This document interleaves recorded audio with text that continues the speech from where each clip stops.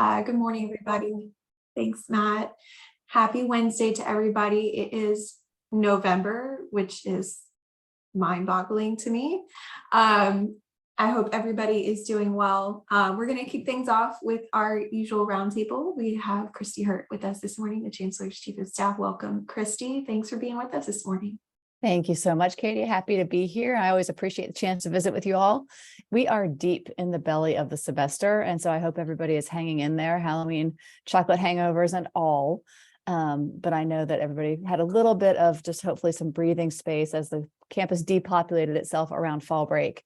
And I hope that you all have the holidays in sight and some hopefully time off. So I'm going to start by just saying thank you to all of you who joined us at University Day last month. It was a great opportunity to see all of the incredible work across our university to partner with and serve the people of North Carolina. And I think we really had a chance to highlight that in this format, which I hope was something interesting and novel for all of you. We want to thank you, of course, for the work of all of our staff. You're making a difference. You're giving opportunity to the state, and you're most importantly, as the Chancellor said in his speech that day, you're inspiring hope. And we really appreciate everything you're doing to keep the campus moving forward. Second, of course, our world has really been rocked by the war in Israel and Gaza, and we are concerned about the attacks and the events these attacks are provoking both locally and globally. And we're spending a lot of time supporting our communities here on campus in all spaces. The Chancellor spoke in his campus message that we won't stand, of course, for acts of violence on our campus. And we're certainly committed, of course, to allowing groups to express their opinions under the First Amendment. You see that all the time here. We're also striving to rise above hateful rhetoric and to engage in civil discourse and educated debate. And so what our Chancellor has really been doing with his leadership team is meeting and listening with students and student organizations and faculty, staff, and members of the surrounding community, representing a variety of perspectives and concerns. We are spending our time deeply focused on the direct engagement, essentially, to listen and to provide resources with people and communities who are impacted by these global events in different ways. And so I just really want to emphasize that the human touch here is really how we've chosen to focus our energy to go out and meet with groups, listen to folks, and hear their concerns, and especially focus on safety issues. So that's a lot of how we've been spending our time over these past few weeks. Third, and this is a bit of an abrupt pivot, it feels like, from those severe events, it was just a year ago at this time that ChatGPT was launched. And so that's now in its fourth iteration, and you've probably seen some messages go across campus that we've really chosen to embrace it. It's very likely, of course, here to stay, and we're identifying the best ways to use it for student success initiatives. And so we're really thinking through how you prepare our students for this ever-changing world and all of its technological advances. And so we have a committee, of course, that thankfully Stan Ahalt and Mark McNeely are leading. It's called the Generative AI Committee. And they're working to develop guidelines, or they have developed guidelines for faculty and students that are available on the Provost website. And so we can pop that up in the chat in a minute. And then we're hoping that those guidelines will be helpful to staff as well as you think through what the opportunities might be in your areas for generative AI to help you streamline work or help you craft content or whatever it might be. So we can take a look at those guidelines to see if that's useful. And then fourth, we're also extremely grateful, of course, to the General Assembly for their continued support in the budget for higher education. As you've probably seen and heard, this budget invests in infrastructure and it provides new opportunities for students to learn and conduct research, and it includes funds for raises and retention for our world-class faculty and staff. So these raises are going to effect right now. And so that is, of course, reflecting our commitment to supporting our people. And I think that those are all of my updates. I'll just pause there to thank you all for everything that you do, for getting us through this far in this very intense semester. And I'm happy to take questions or, help in any way I can. Awesome. Questions for Christi or the Chancellor's team?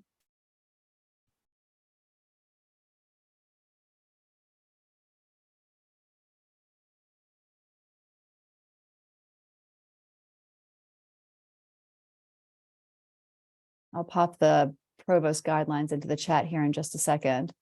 What else is on your minds? And by the way, Christi, we were very thrilled to be looped in. Matt Teal and I, forum delegates, were looped in and were able to help generate those staff related guidelines. So it was great to have staff voices heard in that, because staff are definitely going to be users of that technology as well. Well, I think that's one of the most interesting parts, actually. is how we can use it with our sort of generation of content, email creation, letters of rec, whatever it might be. I'm curious. Ellie. Hey, Christy, thanks for coming and visiting with us again. I just have a question about something that I don't think you've touched on, but commencement is a bit of a topic amongst departments right now. And I've heard a few different reasons for why we've made the decision to go to Saturday evening. And I wondered why, like, if you are able to tell us really what the main driving force was behind that. At least in the College of Arts and Sciences, small departments like the one I am a manager in are really feeling like this wasn't a decision that we love.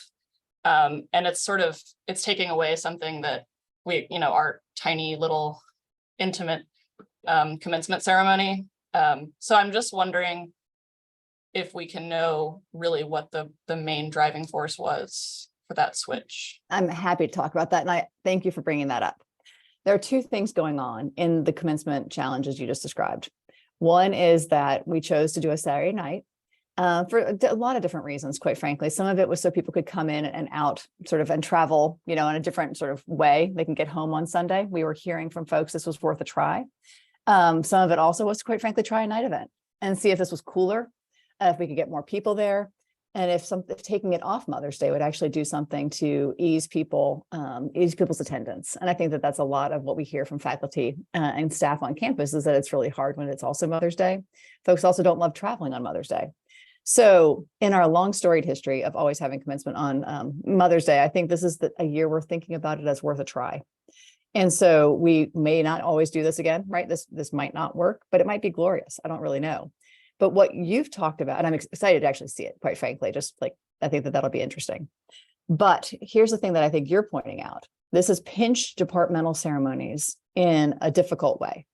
And one of the reasons it's pinched is because the academic calendar didn't give us enough space, just the way it worked out, between the last day of finals and the commencement day itself to squeeze in all those departmental ceremonies across that weekend. So some are going to be on that Sunday, but we're essentially, I think that the last exams, you can correct me, are like Friday morning and commencement Saturday night. And so trying to squeeze all the departmental graduations into that very small window is like just shoehorning, all of these things in, and it's making us compress the ceremony time. One thing we could do moving forward to stretch that out a bit is actually shift the calendar back so that the exams end earlier. And it doesn't mean that Saturday night's the principal problem around that squish.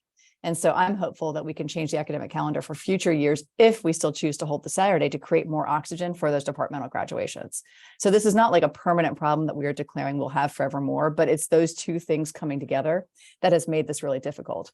But a side note about the departments that I think is worth you all having as we think this through is it's also kind of a logistical nightmare to run a zillion, to be exact, different departmental graduations across campus with caterers, equipment rental, housekeeping, and all the different sort of staff efforts, as you know, that go into managing and cleaning up after all of those littler events.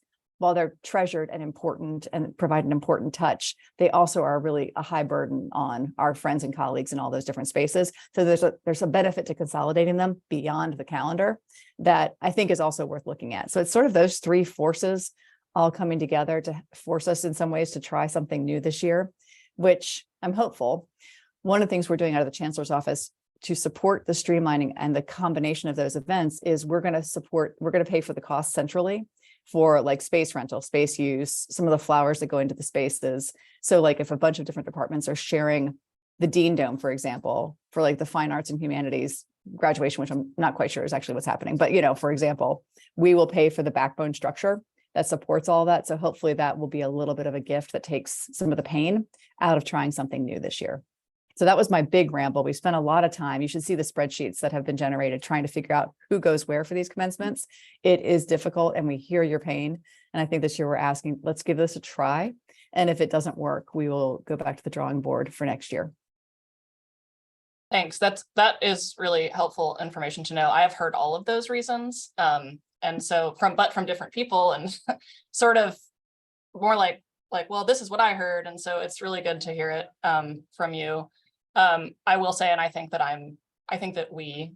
I speak for my department, are sort of in the minority, but like we don't spend a lot of money. So Right. That's not a it is gift. good. We were sort of, but a lot of people do. So I know that it will be a big relief for a lot of departments that they won't have to spend those same funds. So that is pretty great.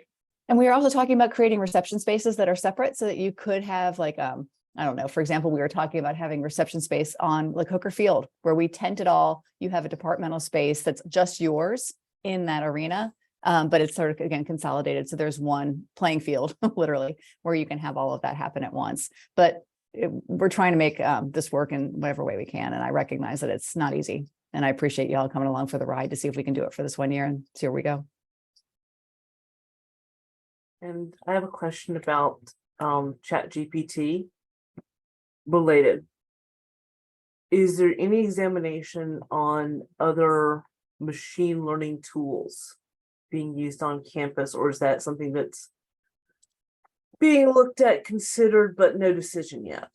I think it's being looked at and considered. And so I do think that there are other tools. This is more about generative AI writ large than ChatGPT specific. So I think that you're going to start seeing more and more as these tools come out of guidance that's specific to new technologies.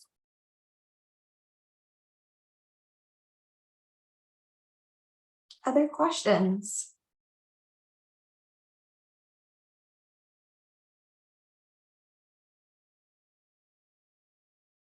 Okay. Good morning. Well- I'm sorry. Oh, go I ahead, do have a Cinnamon. question.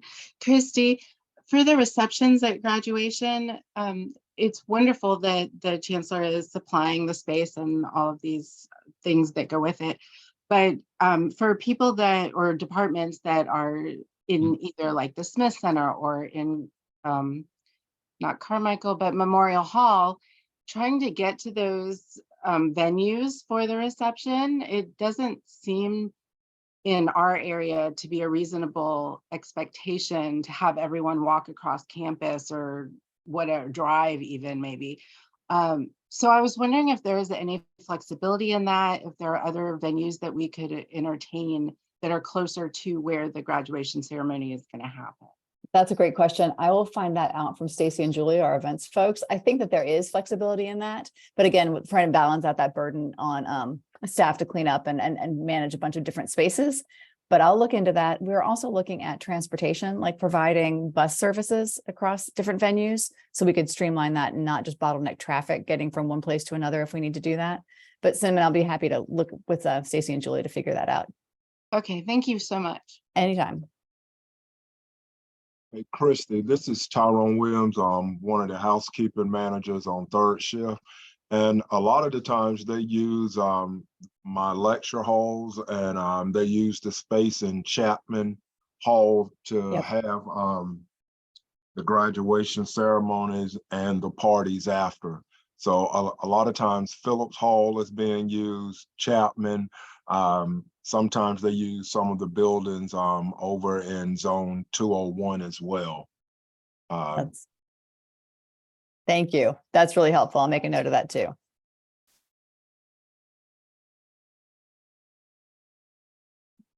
Yeah, great. Okay, anything else on your minds? Getting through it? It's 30 degrees colder, all those things.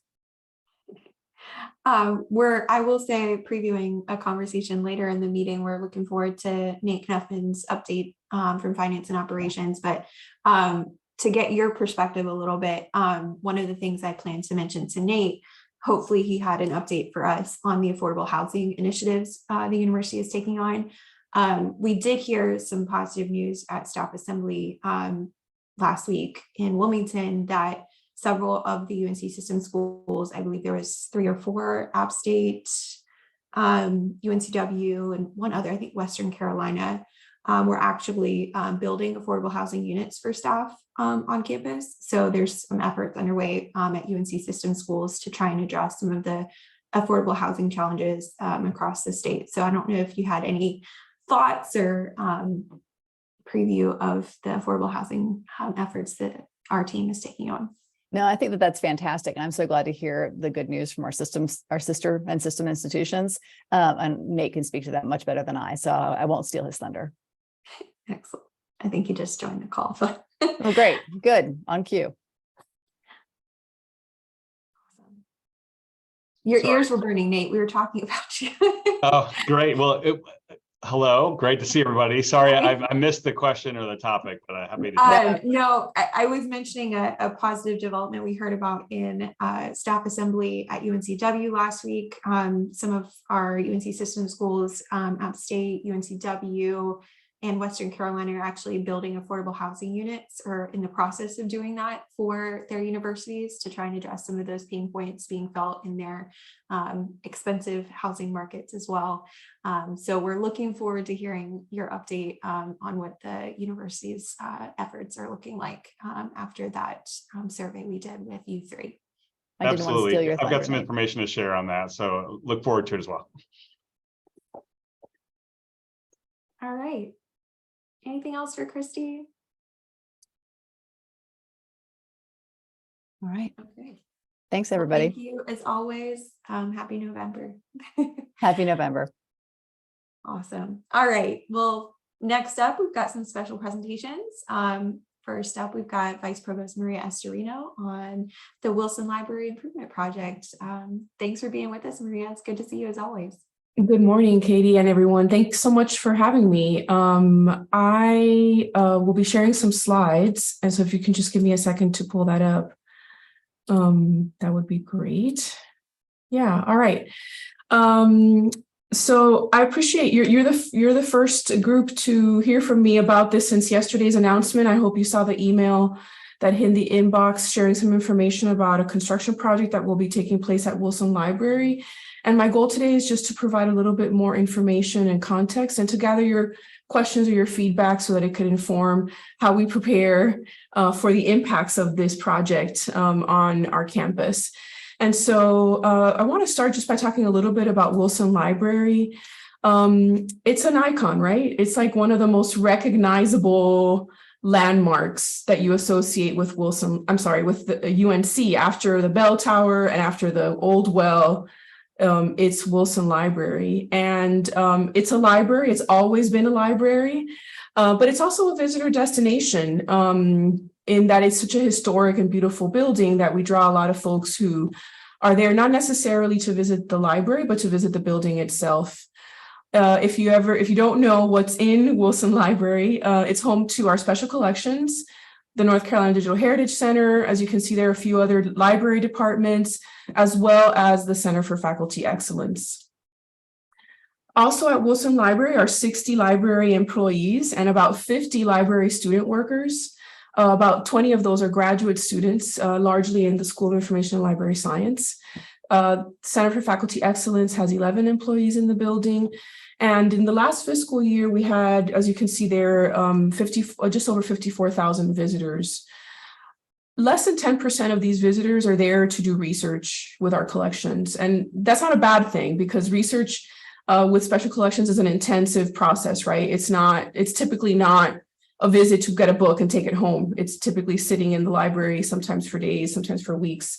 We have researchers who stay with us for months to use these collections. But of those researchers, more than half of them are not affiliated with UNC. So we attract a lot of researchers from outside our campus community. And about 26% of them come from outside of North Carolina. So we also attract users from other parts of the country and sometimes the world, right? We also have a lot of instruction that happens at the library. In the last academic year and the couple months that we've had of this one, it's been about 230 classes, and they're largely in the College of Arts and Sciences. I could talk a little bit more about that if anyone's interested in some of that data. So the majority of the building is for collections. The public spaces really take up a pretty small portion of the building.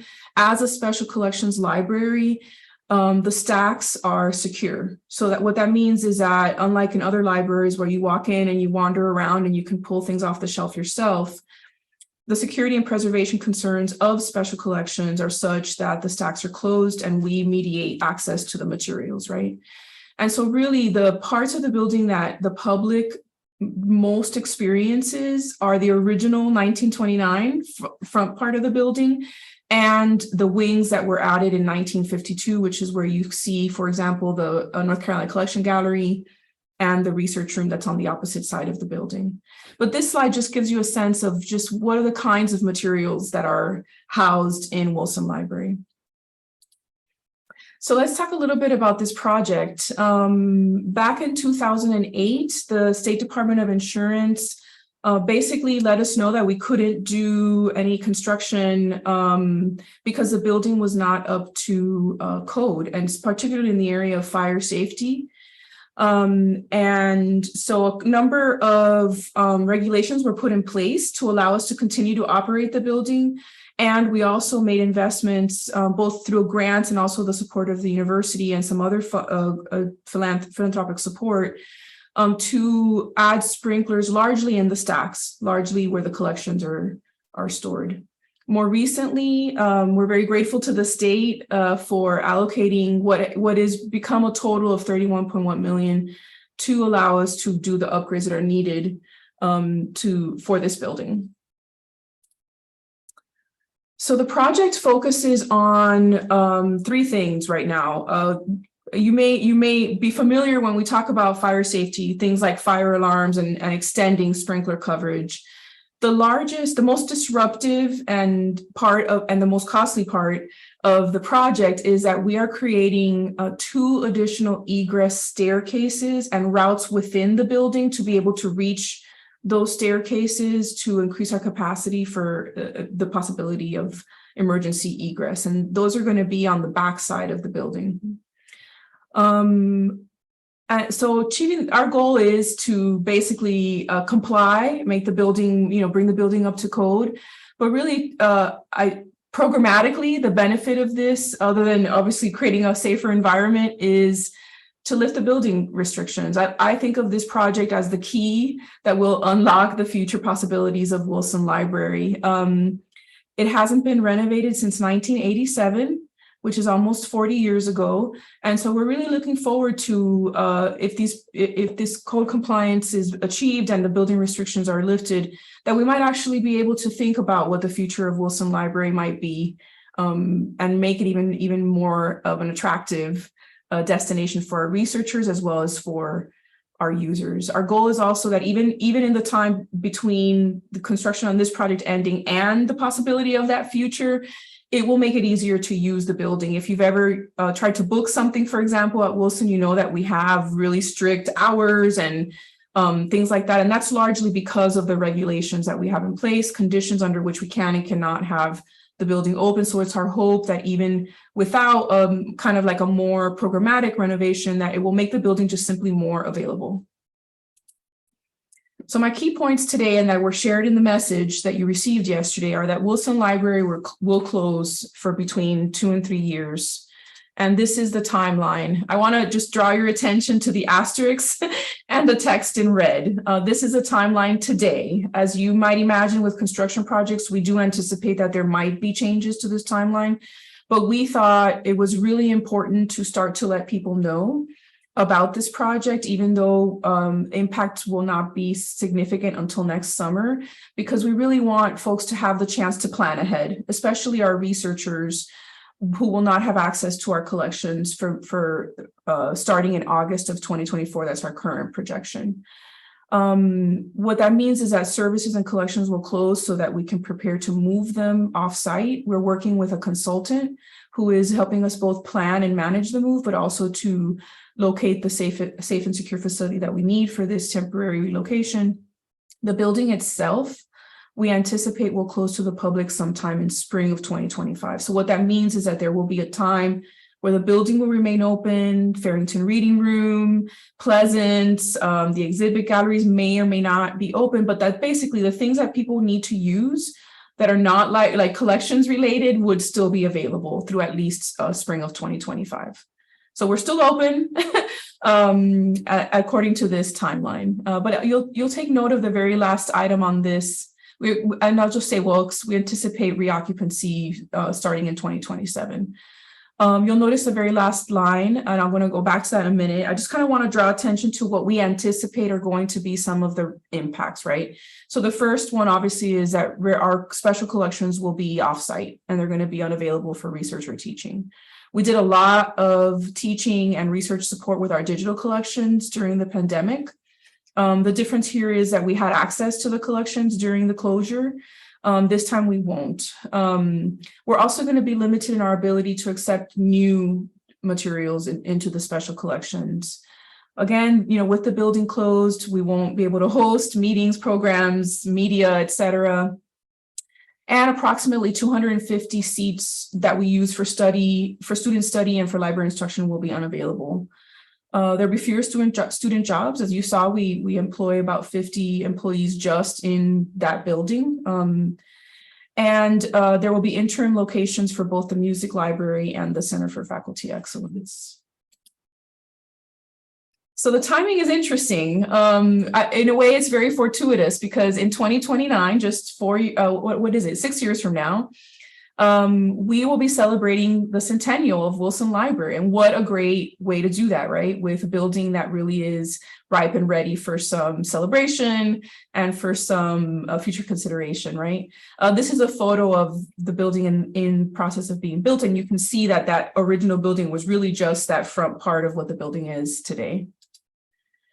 I want to just take a chance to mention that this is just one piece in the library's longer term space strategy. We are really working on really thinking about all the spaces that the library stewards and is responsible for to really optimize them for what 21st century research, learning, creativity really need and require today. And so this is, you'll probably be, my hope is that you'll be hearing about more opportunities that we're going to have to improve upon all of our spaces.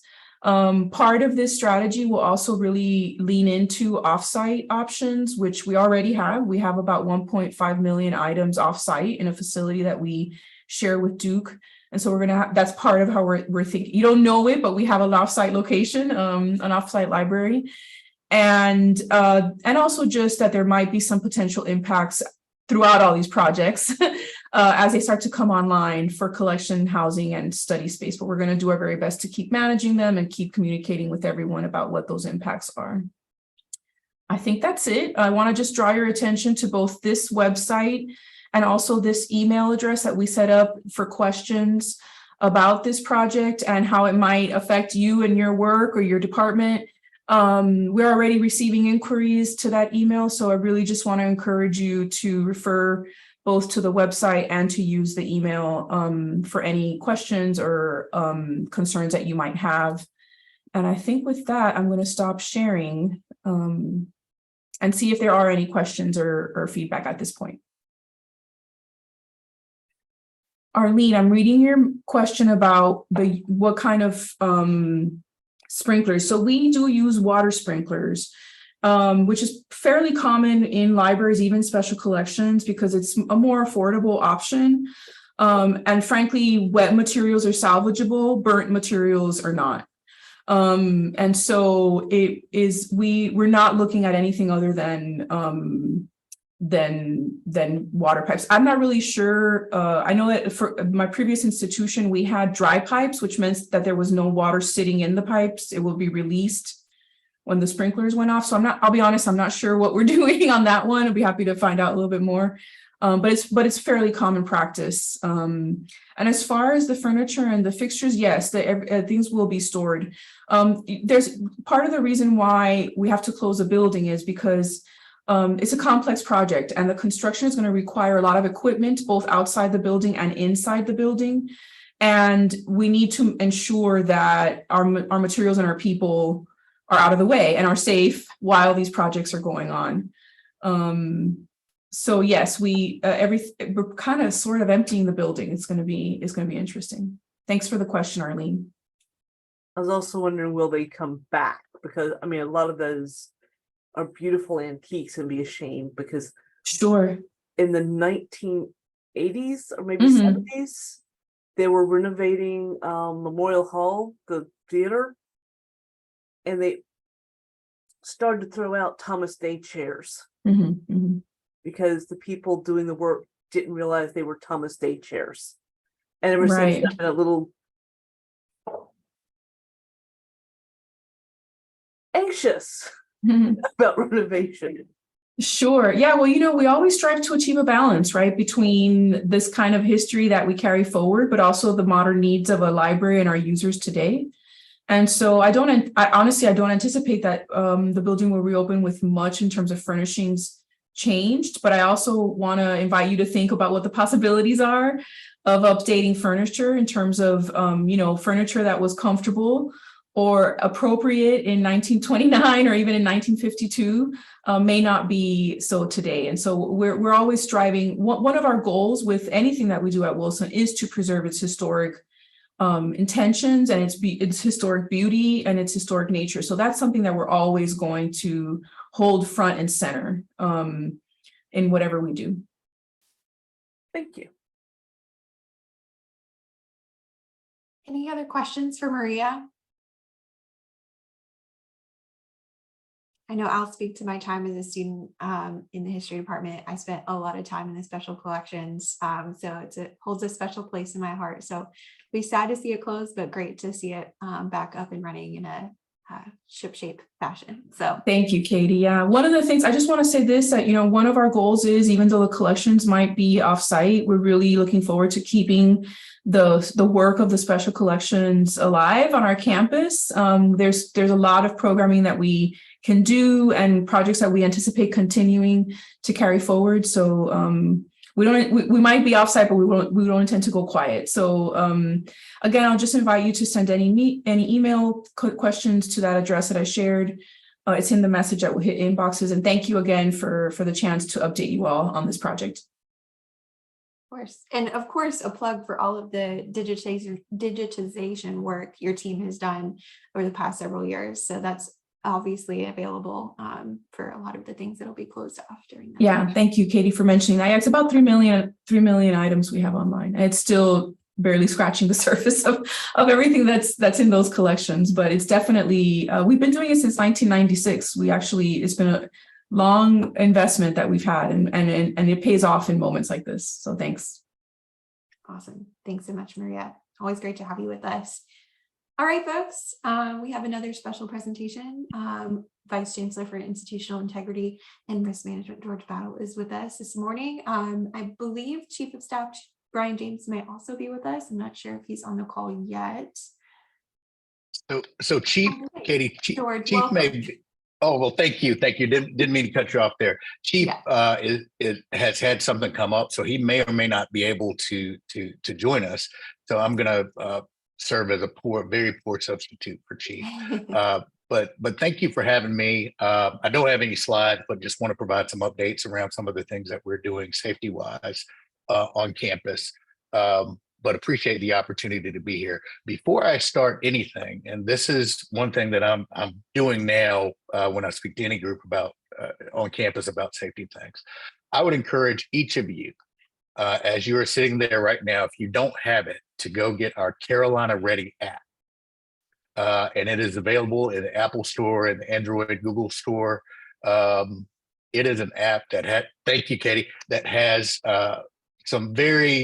it has a lot of information, a lot of good functionality about our safety program and some neat things like a mobile blue light and safety walk and other things that you will need to keep yourself safe, keep campus safe. This is available to anyone on campus as well as off campus. So please feel free to encourage anyone that you know to get access to this. And then that way they can know what's happening on campus. One of the neat functionalities of this app is that anytime that we send out an alert Carolina, it comes through directly to your phone, whether you have the app open or not, just like an Amber Alert would, without the noise. So without the noise, you'll get a ping, and it'll direct you for further information. So again, I can't stress enough that app is very key. It's something that we've had for the past couple of years, and I'm encouraging everybody to get that and to have that as part of your safety toolkit. So in terms of some of the things that we are doing now that we are working on, and a lot of this predates the incidents that we had in August and September, but it's timely in that it's coming around at this time as well that we're continuing to work on it. So we've had a sense of urgency about many of these things. previous to that. But now the timing, unfortunately, is fortuitous for it. So I put it into several buckets. First bucket is technical / infrastructure. So there we're looking at our video surveillance, video cameras, license plate readers, things of that nature, to make sure that we have a top-notch system in place on campus for law enforcement, and to help us not only be in a reactive mode, but to be in a preventative mode, to look at things and to be able to keep our campus safe. So video cameras, license plate readers. We're also looking at door locks in terms of what we have already on campus. And we do have a number of our spaces already equipped with locks, whatnot, but we're looking at what we can do to make sure that all of our spaces are adequately covered by door locks, and even improving some of the space that we may have done in the past. In addition to all of this, we're looking at lighting as well, just our lighting corridor, and how and whether to improve that. The most important thing in my mind that we're looking at we're looking at coordination systems. And when I say coordination systems, we have things, and this won't surprise you, knowing how decentralized we are as a university in a lot of areas.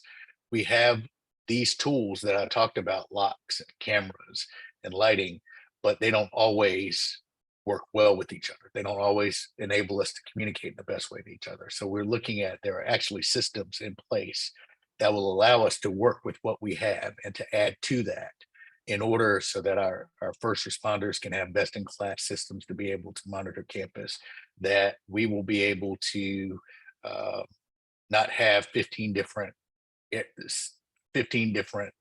and unique systems to navigate when there's an emergency or when there's an issue on campus.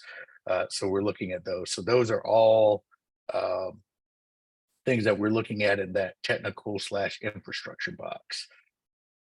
With respect to the situations that we had on campus, specifically the situation on August 28th, we're now engaged in an after action exercise. And as part of that exercise, we're going to get an outside group to come in, and we're in the bid process now with that, to come in and look at our response top to bottom, look at our training, look at our law enforcement response, look at our communications, all of that, and give us feedback on what went well, what we can improve upon, and then going from there. So that is now in process, and that will be completed over the next several months. An additional bucket is training, and we've all talked about training. And so part of that after action will be to look at the training, but we're also looking internally in terms of our delivery of training, how we can make it more accessible, what content we can improve. And I'll point back to this Carolina Ready app. One of the features that it has on there for not just active assailant situations, but for tornadoes, for fires, it has a kind of a step-by-step guide for each as to what you need to do at a high level to protect yourself if you're in that situation. So we're looking at that. As far as our law enforcement goes, one of the things that was very successful, I think, in both of our incidents this fall was the law enforcement response, and not just our responders, but our law enforcement partners from the town of Chapel Hill, Orange County Sheriff, state agencies, that kind of thing. And that was no accident, and that was not fortuitous. We drill and we practice throughout the year, using different exercises, both specific to campus and taking advantage of statewide resources, so that we can be prepared. And we're continuing to do that so that we can be prepared for any kind of emergency, for any kind of event. So we're continuing to do that, not just for UNC Police, but also in conjunction with our partners, Town of Chapel Hill, UNC Hospital Police, state agencies, and what have you. The final thing that we are doing, and we actually started this back in the spring, is we're working with an outside consultant to look at our existing security systems, and tell us what we need to do there to improve, but also to give us some insight into things that we may not have even been thinking about, or that we may not have even realized. And so we're actively working with that consultant, Kroll, which is a nationwide consulting group that has done work with the university in the past, is the consultant with which we've engaged. So as you can see, we got a lot of things. There are a lot of things going safety wise in terms of not just the technology, but training, looking back at what we have done, coordinating with other groups, and continuous improvement. And I don't want you to think that this is all just in a reaction to what happened in August, what happened in September. These are things that are constantly top of mind and that we've constantly been working on. Now, I will say they're not all going to happen at once. So there's not a date that I can point you to and say March 3rd, all of this will be complete. But I can say we have a big sense of urgency with this. You will see changes all along. You will see some things quicker than others. But it is a steady drumbeat, and we have a sense of urgency to put these things in place. You have helped us along with the rest of the campus community by giving us feedback. A month ago, about a month ago, I'm losing track of time, we put out a survey gauging our response, and we got some excellent feedback that we are putting to work that is informing our look at an outside review entity to come and review our work. So we really appreciate that feedback and hope that you will continue to engage with us and continue to give us that feedback, because that is invaluable. And I don't want you to think, and I've talked to several groups about this, that's not a throwaway thing. That's something that we've actively used and that we actively employ in terms of what our plans are and how we're operating. So I've said a lot. Let me yield for some questions if that's appropriate, Katie. I'm trying to be cognizant of the time given, because I want to be invited back at some point. So I'll stop there. Questions for Vice Chancellor George Battle? And you were not a poor substitute, George. We're always glad to have you. Thank you. Thank you.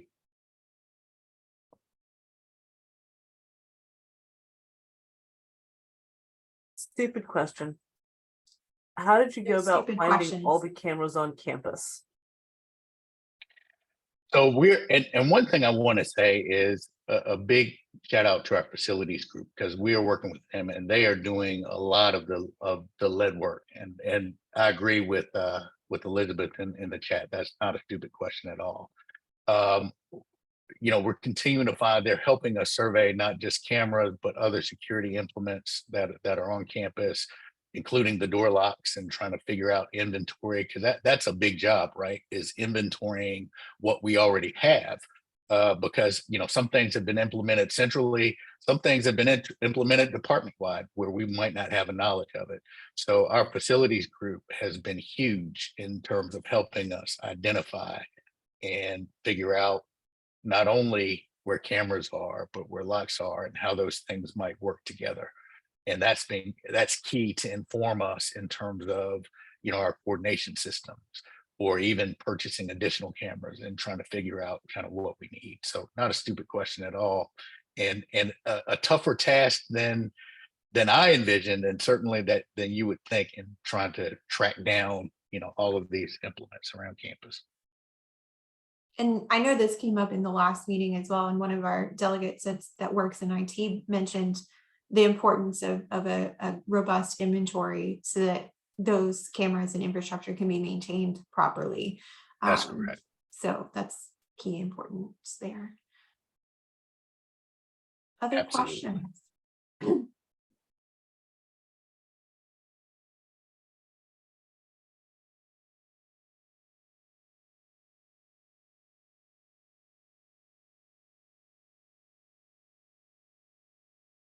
Well, I want to say a quick shout out and thank you to you, George, and your team for all of the work you did with the security incidents happening on campus. Your team really stepped up. So thank you for all of the work you and your team put in this really difficult first few weeks this semester. Thank you. And Katie would love to come back from time to time, maybe in a couple months, and continue to keep this group updated. And please, any feedback that you have for us, please send it to us, because again, it is invaluable. And you, if you think it's something, you know, and you're like, oh, they've already thought about it, well, probably not. Please send it anyway. So thank you for having me. Excellent. Thanks, George. All right. Next up, we've got Vice Chancellor for Finance and Operations, Nate Knuffman, here to give us our quarterly update on all things budget and finance. So much fun. Nate, welcome. Good morning, Katie. Thank you. Hope everyone's doing well. I actually have slides to share today. I hope that's okay. Can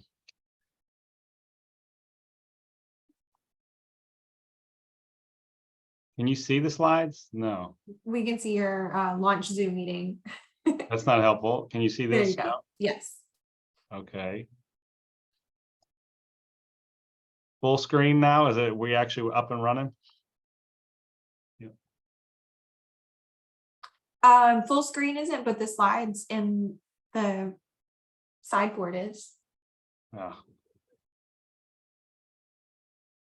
All right, maybe we'll do this. We'll keep it that way. Well, anyway, a few topics to hit today. And so one, a budget update, two, some updates on affordable housing study, and then three, really talking through, and I wanted to comment on just a new apprenticeship program that we're launching. So quick updates on the budget. You all heard from Christi already a little bit about this, but it's worth noting. This is later than we hoped, but we do have a state budget. So that's great news. It was a very strong budget for UNC. I'm just going to hit a couple of the highlights. So you've heard about this already, the 7% in salary increase over the next 2 years. That is a big deal. It is the largest increase in 15 years. And we know at times in the past, UNC employees have not been treated on the same level as other state employees. We were this year. I think that's notable. I think it's we were happy with that outcome. Collaboratory continues to receive significant funding to support research across the UNC system. So that's great. Capital funding was also strong. R&R dollars, the dollars we get for smaller projects totaled nearly $7 million, and that's more than double what we had historically been receiving. So that's really good news. Some of our larger signature projects also receive needed dollars. You know, we've got noted there the Keenan Flagler Business School and Nursing School, both tied to expanding enrollment and meeting the state's needs there, and both got additional dollars. Gardner Hall is slated to receive some funding in fiscal year 28. So it's in the future, but being the start of actually receiving some of those state funds is getting listed there. So that's really good news.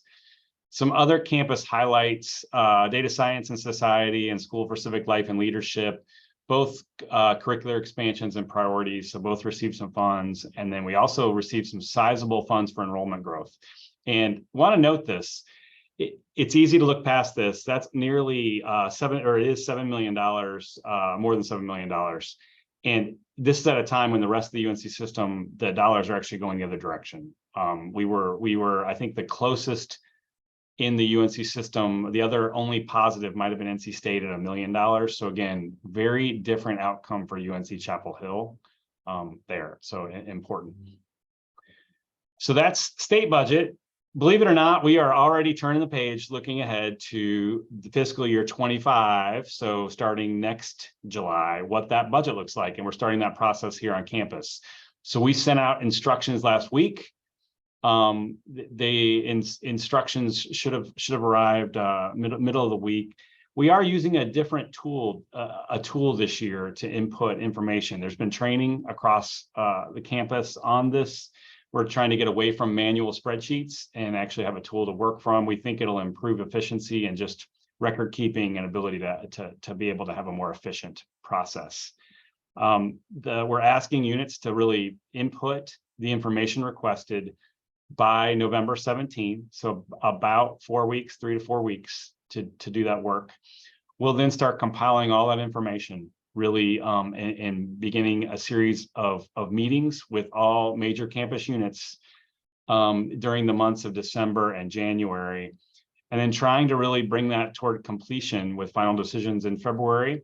Of course, this culminates with review and approval by the Board of Trustees in March. And then after that, it would be sent to the Board of Governors for review in May. So the process is just starting. We're just beginning, but I think some good improvements, and it's nice. Again, I'll also put a plug in. I always have to. We've done a lot on transparency. There's more information available on budgeting than there ever has been. Please go look at the website. We actually we published for the first time 2 years ago a fiscal year 22-23 budget, and we now have one for fiscal year 23-24 that is available online, and you can see a breakdown of revenues and expenses by every campus unit, and with a lot more detail than has historically been available. So I think it's really, really helpful. All right, transitioning over to affordable housing, and I'm very happy to be in a position to share findings on our affordable housing study we recently completed. We partnered with U3 Advisors, and they're a consultancy. They have a specialization in real estate and strategies for universities. And the goal of this study was really about understanding. So it's understanding UNC-Chapel Hill, our employee and student housing. And we really wanted to be able to inform a UNC strategy for considering more affordable housing. We wanted it to be grounded in some real information from our employees and our so we collected a lot of data. And thank you for those of you that participated in surveys and focus groups. I know there was a significant time commitment. Got some really good information on pricing, housing trends, commuting trends, all kinds of good data that we were able to look at. So some of the big findings, what you told us, what we learned through those sessions. I think generally, the more income you earn, the more likely you are to own your own home, and you're also more likely to be satisfied in your current housing situation. There's more specific data on that, but that is generally what helped. So the more income you earned, the more likely you were to own and be satisfied. We also found prices were a big challenge, a very big challenge for those that wanted to move. And I do think some of this, I'm saying this, and everybody's going to nod. I think this is not necessarily a surprising outcome, but I do think it is useful to hear it directly from our Carolina employees, and then also really to get some additional detail on it, like what type of housing maybe more appealing in some of those individual data elements that I think are helpful and was helpful to guide some of the conversation. In terms of the market realities, this is not going to surprise anyone either. But the biggest challenge, at least for sale, in the for sale market, is really limited supply. That is the big challenge. Our local prices exceed the median regional price, and they continue to be out of reach for many staff and faculty. Again, I don't think that's going to be a surprise, but we did see that. More specifically, you can see, even the median home prices in Chapel Hill and Carborough being $150,000 higher than the regional median home price. So big challenge there. On the rental market, it's a very much a similar dynamic. Rent is much more expensive here locally than in the region. And again, we think what we found is it's really limited supply. It's just not kept up with demand. And at the finer point, rent per unit 1.4x more expensive than the regional median. So again, a challenge there. In terms of next steps, where is this going? So, it's important. This is a first step, again, grounded in understanding and really helping us to be in a position to start to really, I think, be grounded in Carolina specific data and be able to inform a strategy moving forward. We're going to have more information on the website. So there's a lot more data than what I'm sharing here. I'm kind of summarizing some of the major findings. There is going to be more information available there. We're going to continue to share and talk to our community partners. We are looking at development opportunities and exploring partnerships in the space. We have started to evaluate a couple of parcels. Keenan Flagler Business School has hired a professor to practice with an expertise in affordable housing. There's an MBA class that's actually evaluating options, and we'll keep you updated on how that work is going forward. But I do want to note, just generally, this is not going to be just a UNC-Chapel Hill. This problem, or the issue of dealing with affordable housing, is not going to be just UNC-Chapel Hill addressing it on our own. We're working closely with the town. The town obviously cares about this as well. The system office has noted that they are committed to trying to help on this as well. So I think there is a more of a collective effort, kind of motivated to make headway in this space. So that's a little bit on the affordable housing, and I did want to at least mention an apprenticeship program, which we're really excited about. Many of you know we've been dealing with hiring issues, especially in the trades such as HVAC, plumbing, carpentry. We're very proud to be launching an apprenticeship program in partnership with Alamance Community College. We're going to start with carpentry, and then we're going to plan to expand this to other areas. But we've also noted a website available there on the screen where you can go to get more information. But again, we're excited about the possibilities there.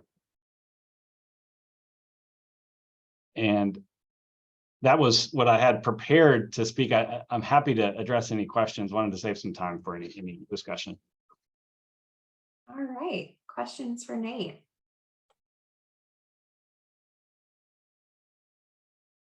Liz had a question in the chat, and I think it was answered in the slides. Was their analysis of single adult households versus coupled? I think the data was based on single income, correct? Correct.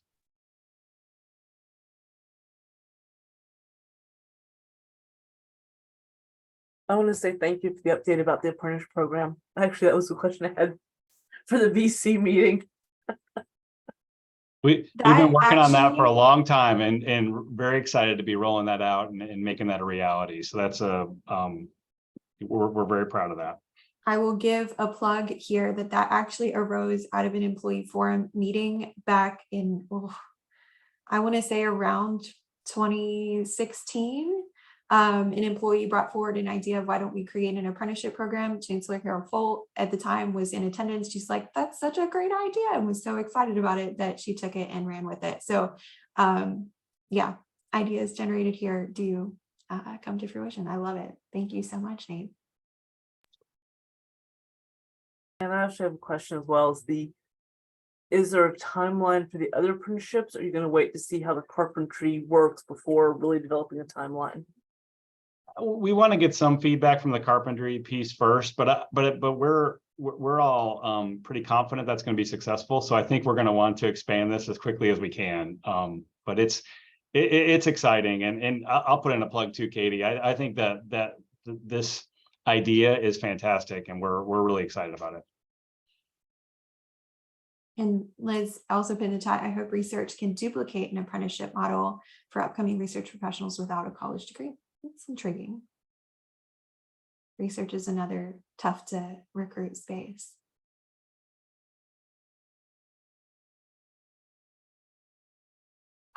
Any thoughts, Nate, from your group on the news from the system level that other system schools are starting to build and or propose affordable housing units sponsored by the universities themselves?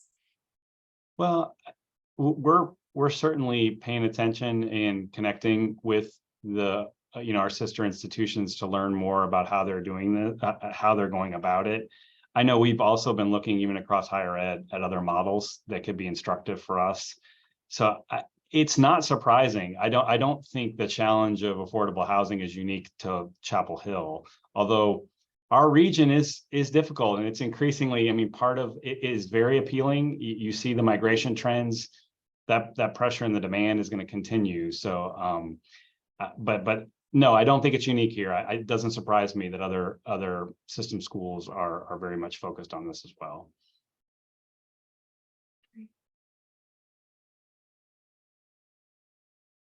All right, let's see. All right, any other questions for me? I'd love to partner and work with you more on this affordable housing issue, Nate. I know our personal issues committee is focused on putting forth a resolution on this topic. So we'll be in touch, and I'm sure we'll have more conversations about this important issue. Absolutely. Great. All right, folks, it is time for our human resources updates. Becci, welcome. Good morning, everyone. I hope there are big stockpiles of leftover Halloween candy in each of your offices, whether you are working in the office or at home today. I'm sad to see that. Oh, there's the stockpile. I love to see it, Arlene. I have to say I'm a little disappointed this meeting was not yesterday because I was hoping to see some top-notch costumes among the bunch, but nonetheless, happy belated Halloween, everybody. I don't have a really big list this morning, but perhaps in the best kind of news that I ever get to share, for those of you who are EHRA employees, if you saw your paycheck come through yesterday, you saw that there was a little bit of a bump in it. For those of you who are SHRA employees, you're probably just as eager for Friday as you are for every Friday, but perhaps with a little added touch this week, as there should be another bump in your paycheck, indicating that the legislative increase has indeed gone through. I would be remiss if I didn't thank the handful of staff who worked to get the HRIM system updated to ensure that those checks landed in all of your boxes. They did some weekend and overnight work to make sure that those were timely. So big kudos and thanks to everybody, and congratulations to all of you on the little extra bump in your checks this week. As Nate said, we could not be more excited to see this large increase come. Of course, we always want more, but as we note, it's one of the largest increases we've seen in a long time. And knowing that we have it and that come July or August, there will be another bump in your paycheck is also something I think we should all be really excited about.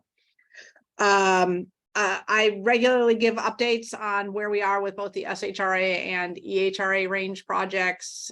Admittedly, I don't have a whole lot of new news. The SHRA ranges are working their way through the system office approval to be able to make their way to OSHR for a nod, and then we'll get some more word on those. The EHRA range project is underway. As I've outlined previously, we are moving to a new model, which will eliminate tier 2 roles and eliminate EHRA IRIT roles and create one named group called exempt professional service, which is EPS moving forward, because just when we all understand the acronyms, we're going to get to change them again. That work is really underway because many people like to say, I need this position to be a tier 2. But the reality is there's no functional difference between an EHRA IRIT and a tier 2 role. All of the acquisition of benefits and leave and all of those things are exactly the same. It's just another clarification that makes things more complicated. We're going to bundle those together. It's also going to make the transition as we move those positions that are SHRA exempt over to EHRA. It'll make it a little bit cleaner. So lots of work underway on that front. We are, as with the last project, working with Buck Consulting on that. I hope to have a better update on that at next month's meeting, because we've got a couple of meetings scheduled between now and next month's meeting, but not as much. We have not had as many, and most of the work has really been largely sort of thinking about looking at other models to see sort of how they're set up to manage sort of when you bring two groups together, what are the bands is really the wrong word, but sort of the families and the groups that they call them. There's lots of really jargony nomenclature in setting up personnel systems, but we've been doing a lot of that work as of late. I hope to have a little bit more functional progress to report on at the next meeting. Let's see. I am pleased to say that I saw several thousand of you all out at Employee Appreciation Day this year.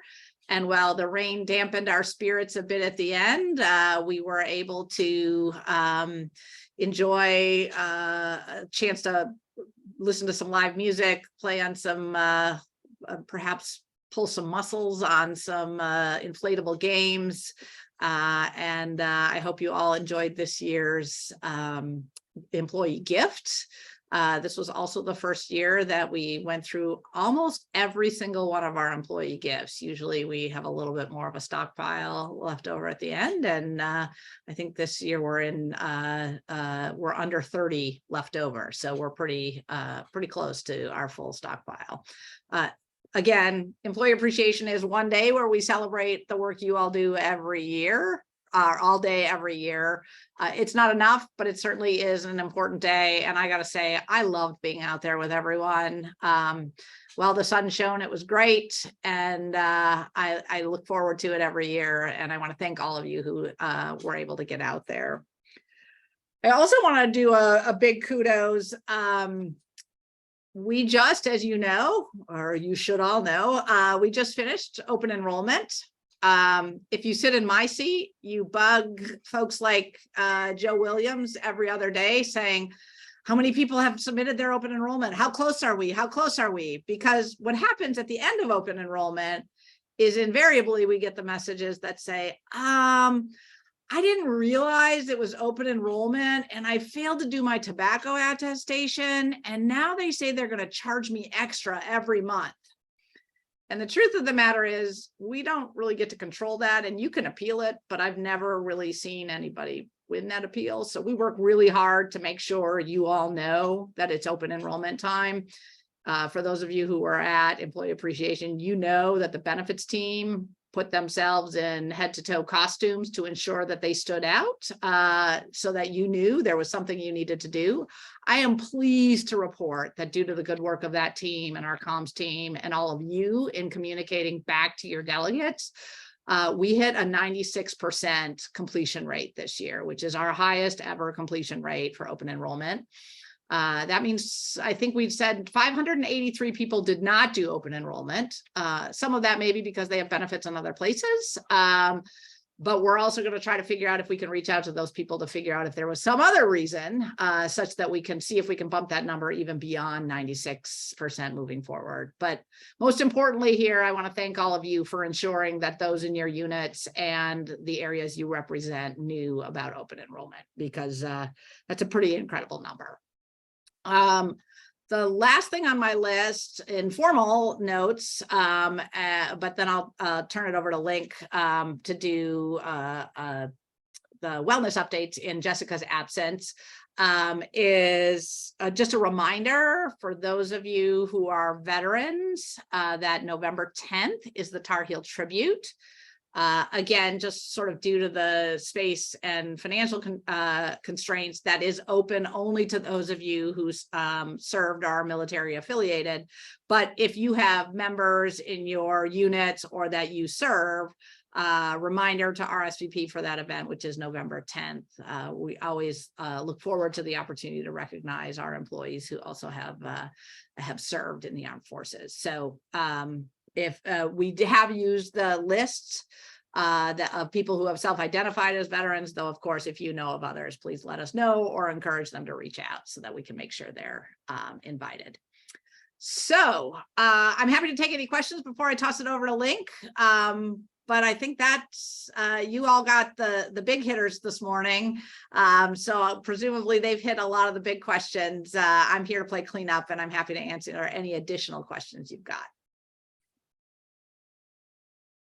Questions for Becci? More of a comment. Yeah. I really enjoyed some of the other things like the caricature artists and the face painters and the inflatable obstacle course, whatever. They were really enjoyable. Thank you. I'm so glad to hear that. I will pass that on to the events team and Shireen Jenkins in particular, who did most of the planning. She was really excited about the inflatable obstacle course. She's probably would be humiliated to know that I'm saying this, but she also told me that the weekend after Employee Appreciation Day, she spent with a heating pad because she got a little over aggressive on that obstacle course and had a little bit of a sore neck as a result of being thrown off of it. And kudos to Shireen for all of the hard work put in. I will absolutely do so. Yes. And she was also the behind the top-notch gift this year. So yes. All right. Well, if I don't have any further questions, again, thank you to everybody. Happy November. I have no idea how we got. Oh, yeah. Yes, everything was fine. Excuse me. But who planned for the food? You know, the menu. And by it being so cold that morning, the wind blowing, the food was cold. How can we do that better? Oh, I'm sorry to hear that. We certainly do our best to come up with a menu that works in support of the various food allergies and dietary restrictions of our full employee base, which, as you might expect, is a difficult endeavor. And because just of the volume of people, we use the space that's available to us. I'm certainly happy to take that feedback and take it back and see if there's anything we can do to ensure that the food is warm when you get through it, and pass that along. I'm sorry to hear that you experienced that. Well, it's hard to keep it outside warm because you know we can't control the temperature. Right. And you know, I mean, at least we could have a variety, you know, instead of, I mean, I don't have nothing against turkey bacon. But we could at least have a little pork bacon with it too. But that was cool though. Everything else was good. Awesome. Thank you very much. I appreciate it. And I think we'd be remiss if we did not bring forward the recommendation, let's bring back the taco bar of a few years back. I feel like the rave reviews on the taco bar are still lingering. So I will also gladly pass that along. Yes. Yes. All right. Thanks, Becky. I'm going to turn it over to Linc. Jessica had to run. We are interviewing in our division, so she's doing some interviews this morning, but Linc is still here for a few minutes, and he's got the wellness update today. Yeah, just two quick wellness updates. And Katie, Jessica did say that she'll send her traditional email afterwards so that information is forwarded along. The two events she wanted me to point out, one is a heartwarming cooking demo on December 6th at 11:30 a.m. Join Total Wellbeing and the Carolina Dieting Services for a cooking demo and some cool recipes. You can join in person at the Union, the Carolina Union, and also there's a virtual option. Registration will be required. It opens up Friday, November 3rd, remains open through November the 22nd. And I'm going to put in the chat some of the recipes that are going to be available. Some pretty cool stuff happening. And then it's that time of year. Jingle Bell Jog is right around the corner, Friday, December 8th. It, of course, promotes physical activity, health, and well-being, and provides employees with the opportunity to contribute to the UNC Carolina cupboard by making a canned food item or a pet supply donation to the Orange County Animal Shelter. As you all know who have participated, it's a ton of fun. And of course, there are always wonderful costumes. They are encouraged but not required to enjoy the Jingle Bell Jog, and it also has options for folks who would prefer to walk as opposed to actually run. So there is a registration process. I'm going to put the link to the registration in the chat as well. And those are the two main things she wanted to make sure that got shared today, but also, Katie, you'll get an email from her with maybe some other updates and including these. So.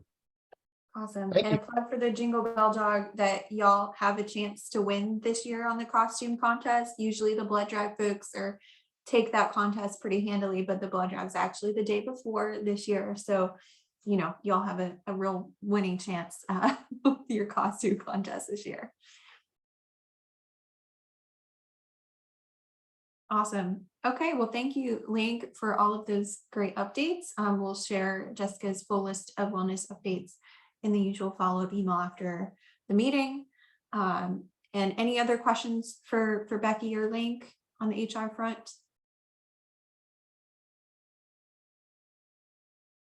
Okay, thanks, folks. We have reached our consent agenda. This is for newer folks, usually where we approve minutes and approve committee updates that don't need discussed live in person. If any committee chairs would like to pull out your committee updates and talk about them during the meeting, now is your chance to pull those from the consent agenda.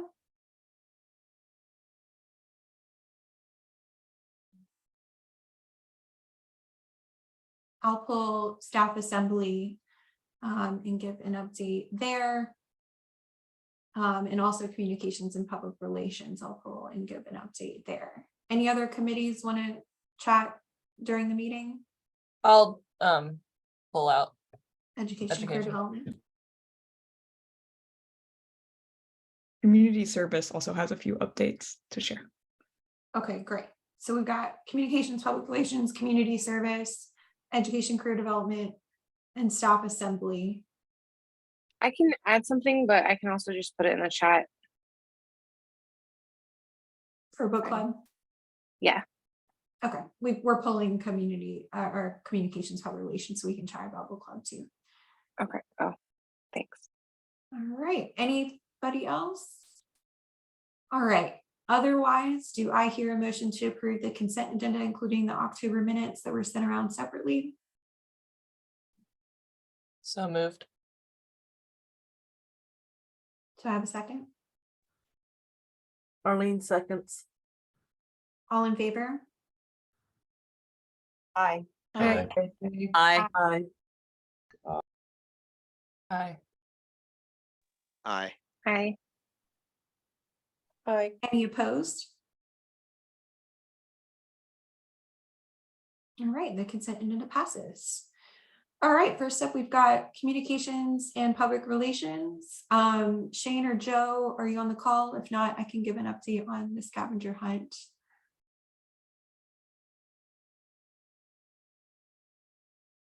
All right, well, we had the scavenger hunt during employee appreciation. As always, it's such a fun time. It's a lot of work. Huge kudos to the whole communications and public relations committee for all of their hard work pulling together prizes from local vendors. The committee is doing some work behind the scenes to kind of finalize everything before we do the announcements on social media about winners and handing out prizes. So be on the lookout for those updates. Hopefully sometime maybe later this week or early next week, we'll do the prize kind of dissemination process. As usual, hiding the clues is a dangerous game. I seriously felt followed around during that event. It's like, you got to go in costume or like in, hiding to be able to do it and not get caught hiding these clues. So it was so fun and people get super excited about it. So thanks to everybody for participating in the scavenger hunt as usual. And the final plug, we will have a November/December in touch that'll go out in the next few weeks. If you have any content for that you want to publish in the in touch, please reach out to Shane or Joe and we'll make sure to get y'all's news in there. All right, book club, Vanessa. Yes, we have book club in November and it is going to be on Thursday, November 16th at noon, and it's online again. And the book that we're reading this month or discussing is going to be 10,000 Doors of January by Alex E. Harrow. So I hope to see everyone there. Awesome. Thanks, Vanessa. All right, community service. Hello, Community Service Committee is working on our food drive from October 30th to November 17th. Bins have started to be distributed about in various locations, some School of Social Work, the South Building, the dining halls, as well as multiple other places across campus. So keep a lookout for our bins. And that's in conjunction with Edible Campus and CDS. Shout out to Arlene for being in those meetings and helping out as well. Teresa has also been in contact for our family sponsorship program with Orange County. So that's moving forward. So that's what we've got going on. Awesome. We would be glad to publicize the food drive and the family sponsorship in the next In Touch. So get us the information. We'll make sure to get that out there. Or if you want to do any email announcements in advance, we can definitely do a separate one if you want. Okay, awesome. Awesome. Blood drive. Any updates? Renata, are you on the call? Yeah, I'm here. Sorry, I kind of have a raspy voice. So blood drive December, sorry guys, blood drive December 7th. We're doing really good. We had a great show for Employee Appreciation Day. We're currently sitting at 50 appointments already, and we don't start our marketing or communication blast until next week. So stay tuned. Sorry guys. You're totally fine. All right. Well, that's great news. Blood drive folks, kudos and a great job for all of the work you're doing to prepare for that. Please hold the date. It's Thursday, December 7th is the day of the blood drive. Awesome. Okay. Community garden. Any updates, Arlene? I don't have any updates, although again, volunteers are always welcome. They've had some good turnout this fall, but remember the garden is year round. So there's always things to do. Awesome. All right. Education and career development, Ali and or Siobhan. Professional development grants close this Friday. So if you have folks or you want to apply, please do so before Friday at 11:59 p.m. I do not have quite the number of reviewers that I would like. If you are interested in reviewing applications, reading applications, please email me. Oh, sorry, I just sent Keith my email. That means you need to, volunteer. Okay, I'm putting it in the chat. Please do send me an email and let me know if you would like to review applications. It would be probably around like next week or early the week after, before Thanksgiving. We'll be done before Thanksgiving. I think we're looking at less than 40-ish applications this time. So it's a bit of a time commitment, but not too terrible. But yes, it would be greatly appreciated if anybody wants to participate. Thank you. Excellent. Thank you. And thanks to Matt Banks for all of his work on helping with professional development grant stuff. It's a lot of legwork. So Matt, great job as always for that.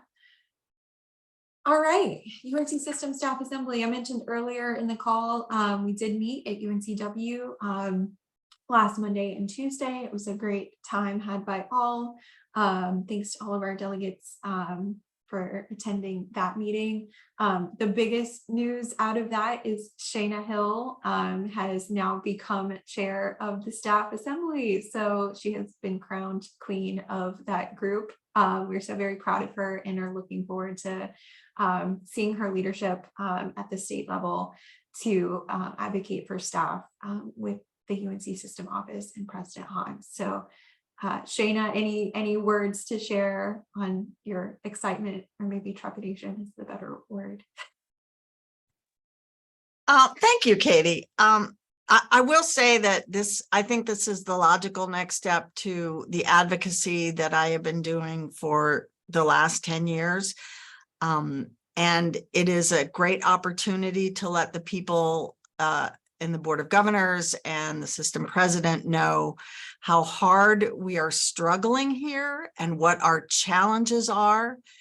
And, I have a long history of advocacy in my life.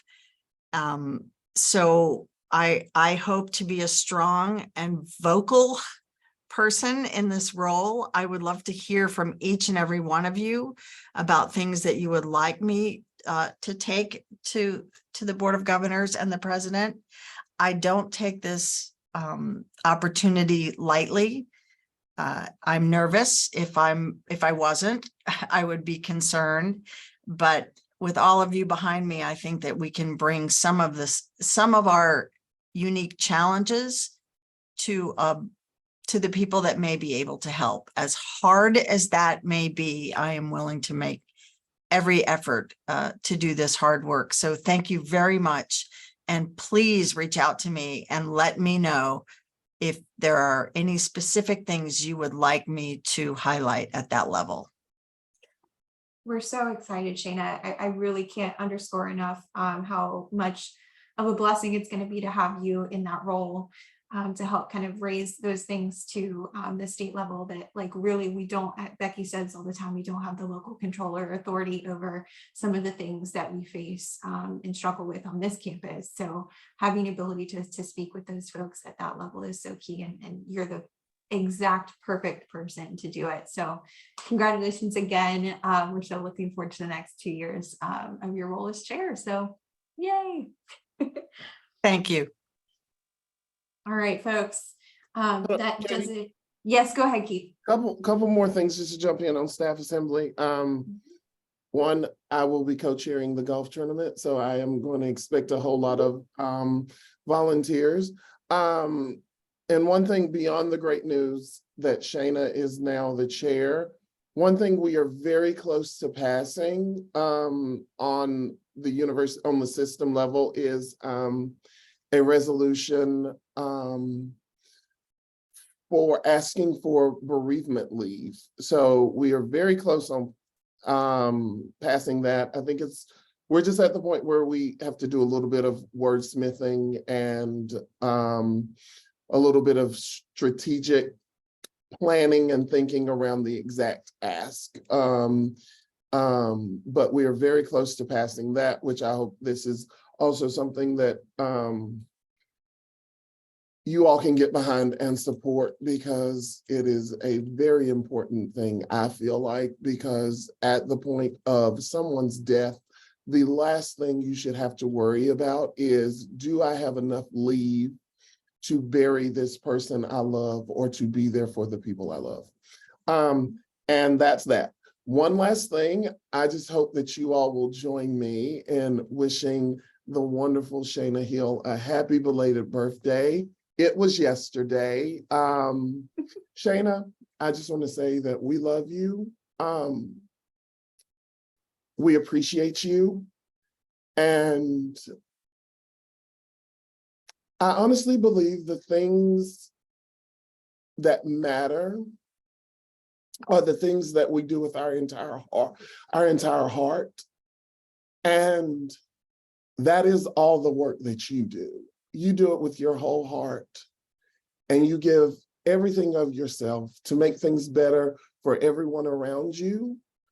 And sometimes you do it at the detriment of your own self and your own health. But we love you and we appreciate you for it, and hope you had a wonderful birthday. Yes, happy birthday, Shayna. Thank We you. hope you had a good day. Thank you very much. For those of you who haven't heard me say this a million times, I turned 60 yesterday. Oh my God, I am a 60-year-old ancient woman. Happy H, happy A, happy P, P, Y, happy P, happy I, happy R, T, H, happy D, happy A, happy final Y, happy birthday. And you'll never hear me sing ever again.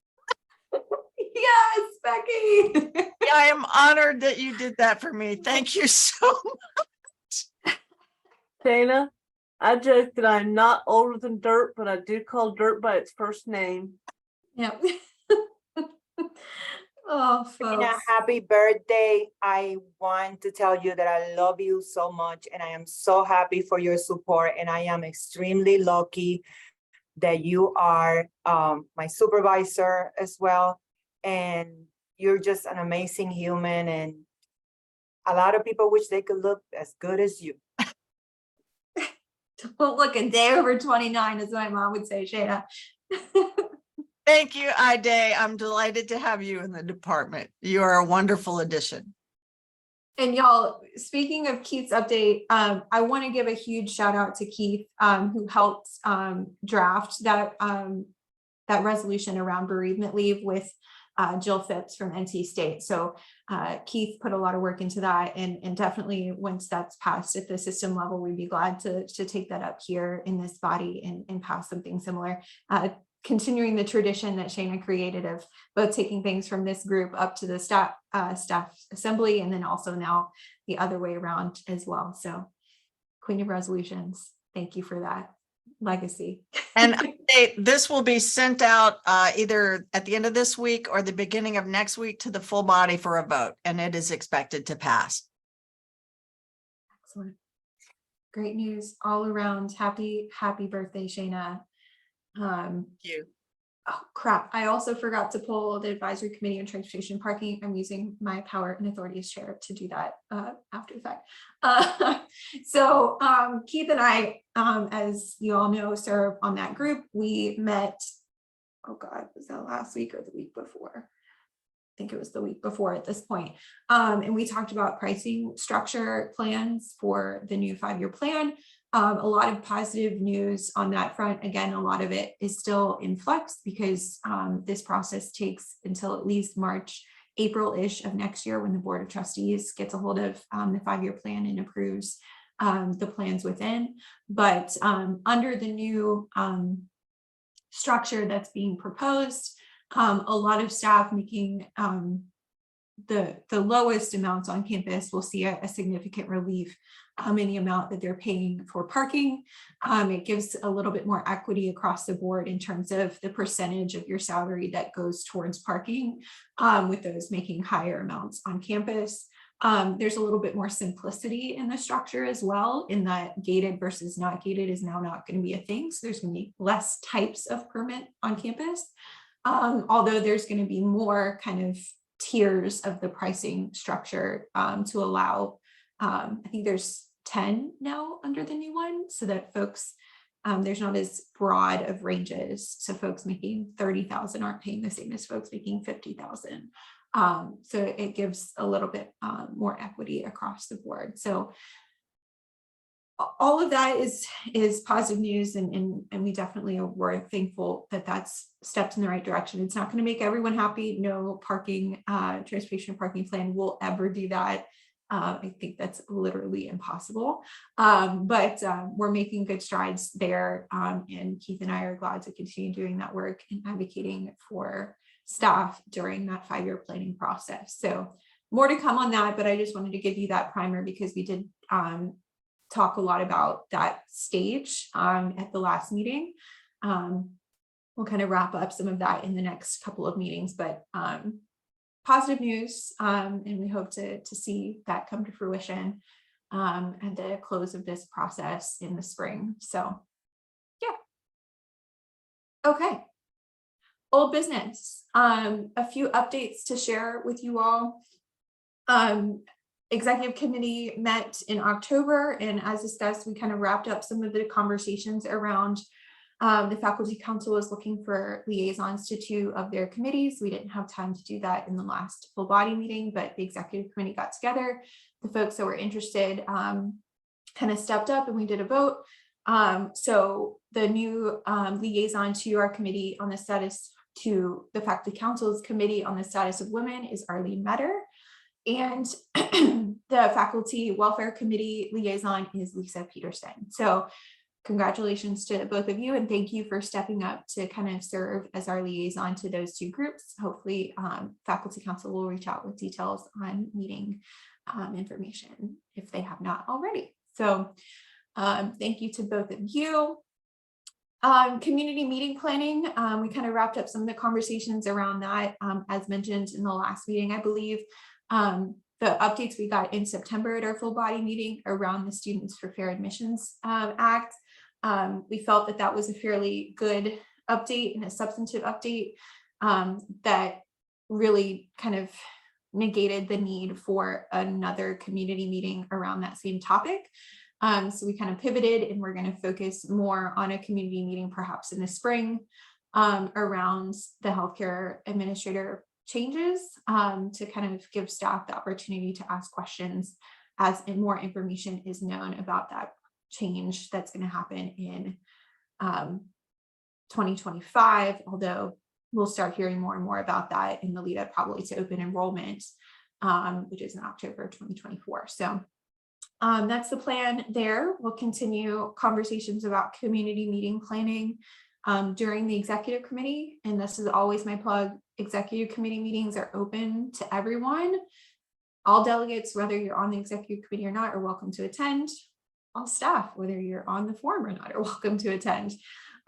So if you're interested in helping to plan a community meeting for the forum as required by our bylaws, we welcome you all to attend those meetings moving forward. Okay. The crazy start to our semester kind of delayed things a little bit with our annual report. However, I finally have had the time to sit down with it, and I have come up with a final-ish draft that I would love to kind of present to the body, and hopefully y'all will be good with it. So give me 2 seconds to share my screen. I will say a lot of the work that has been done on this was a group effort. Most of it was pretty ready before, but we just needed to make a few tweaks and changes. All right, can y'all see my screen? I think y'all can see my screen. Yes. All right. So this is kind of what it looks like. It's on the Employee Forums Teams and OneDrive. So it's under General, and it's just called the 2022 to 2023 Employee Forum Annual Report. Feel free to access it there. So all of the headings are listed over here in the table of contents, so you can navigate around and click around to different sections of the report. So it's easily navigable. The biggest kind of tweaks and updates were around some of the division breakdowns and list of delegates, making sure that was accurate for the past year. And then also just finalizing the language in the challenges and the goals section to kind of reflect the conversations we started in the retreat in July and continued over the next couple of meetings of the executive committee to kind of narrow down that language. I'll say, I think this is a fairly robust list of challenges and goals, but if there's anything that y'all see as missing, feel free to add to this, or if you have questions about the document itself, I'm glad to take questions. I don't know that we have time to read through the entirety of this document, but I just wanted to present it to you all. Is Jacob on the call? Am I parliamentarian here? He is not. He's not. Anybody good at parliamentary procedure? This is not technically a resolution or proclamation, which I know the rules on voting for. Are we required to vote on approval of this document? I think it would make me comfortable to vote on it, but I don't know if that's required. It's not required, but you can, if you want, you can do it like with just a simple majority vote. Okay. And I don't think I can make a motion to consider this document. So do I hear a motion to consider approval of the Employee Forum Annual Report?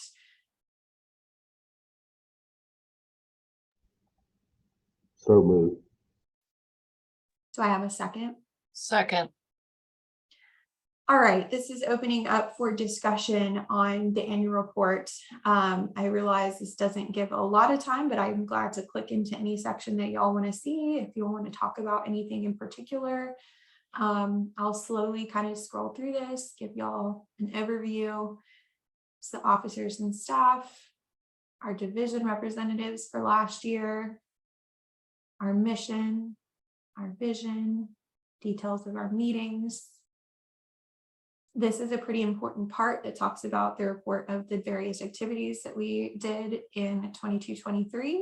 And we did try and align those with some of our Carolina Next strategic initiatives. So build our community together, enable career development, promote democracy, serve to benefit society, and optimize operations. So some of the work the Employee Forum did that was relevant to those particular initiatives are kind of listed underneath each.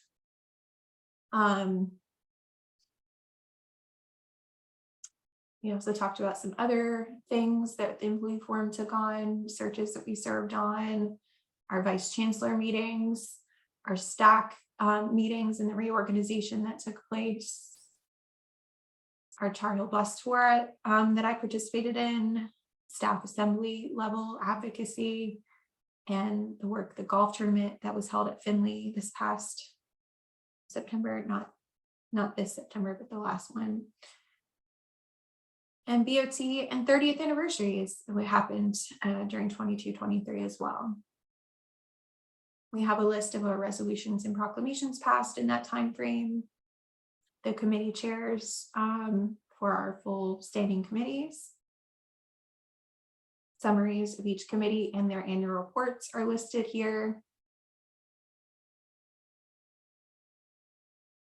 List of our committee representation at the university level and who served on those committees.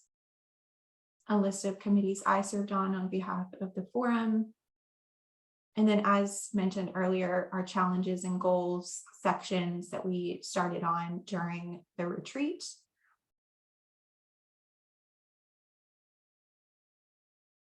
And finally, our appendix includes the division breakdown and the list of delegates. And finally, our budget overview for the year.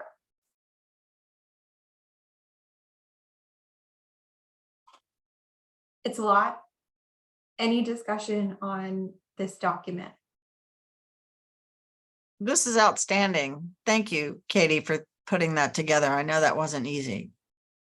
It's a lot of work, but I think getting last year's annual report together kind of gave us a great template, and it's really plugging and playing a lot of this information.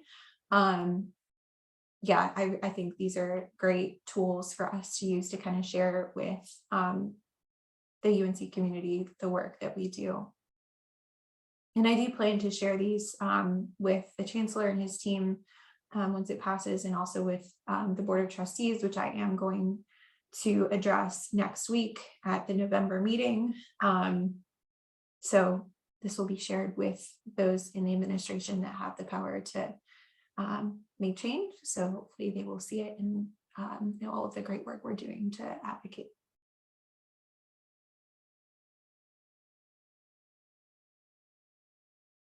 Okay, any other discussion?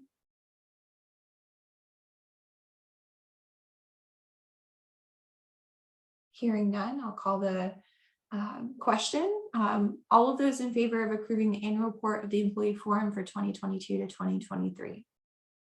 Aye. Aye. Aye. Aye. Aye. Aye. Aye. Aye. Aye. Aye.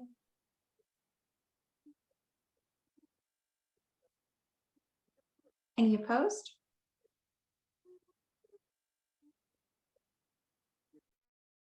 Any abstaining? Okay, the document is approved. I will be sure to share this with the Chancellor. Oh, I just saw your note in the chat, Arlene. I think I have a section in here about University Day, but I'll double check and make sure that that's in there, and that we mentioned that we give out the Rebecca Clark Award. I think that's in the report of activities. Okay, I'm going to stop sharing my screen now. All right, new business. So one of the conversations that started happening via email in the past couple of weeks was around the state pension plan changes for UNC healthcare employees and the trickle-down effects that's having on School of Medicine employees, and really just the concerns around some of these changes and what it means for UNC. Oh, really? I was just wondering if I should put my jacket on.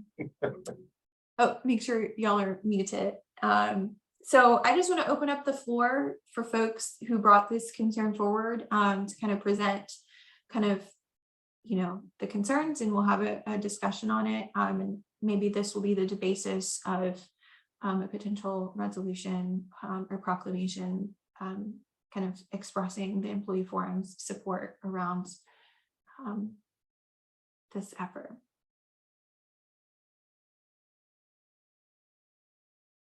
Well, speaking as someone who has been discussing this, and as someone who, unlike Shayna, is not yet 60, but headed there next May, I have many concerns about this. I get nervous sometimes about representing other people's thoughts, but others have shared this with me just about everywhere, including at the fundraiser at Chapel Hill Library last week. Two things. Number one, the mathematics in the article. Interesting that I would disagree with that man's politics so much, the one who's questioning this up at the Raleigh level, but that he's looking at a simple math problem. You move UNC healthcare employees out of the protections of state employee laws, but also to another retirement system. And that is a humongous chunk of people that will no longer be contributing to what is essentially my pension and Shayna's pension and a lot of other people's pension. And the blow off that man's comments are getting, like, nothing to see here, pay no attention to the man behind the curtain. This really makes me nervous. Really, really, really, really makes me nervous. We've seen situations with other states, other institutions, right down to private companies where people's pension plans are drained and there is no money, and there goes their security. And I'm one of those people that's a single adult household. I'm one of those people that worries about how I'm going to afford anything in the future. There are many people like me, and they have lower salaries than I do, or what have you. This is really of huge concern to me. I don't know what the step is other than putting a very strong voice to this.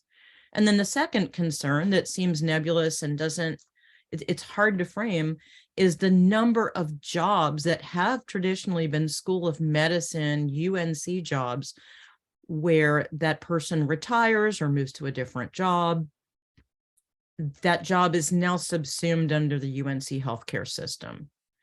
There's so much jargon with the one UNC research. I don't even know what to call it. Project, movement, initiative.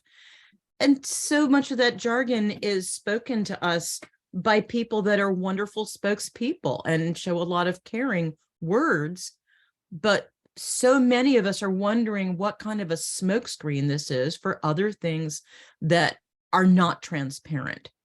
So this is just one humongous example. I'm going to stop talking really soon, but this is a humongous example. And this forum is one body that I hope will ask that curtain to be lifted and a lot of light directed under the curtain, and a lot of math done, and a lot of truth spoken, and a lot of questions asked. Thanks, y'all. Thanks, Liz. Other thoughts?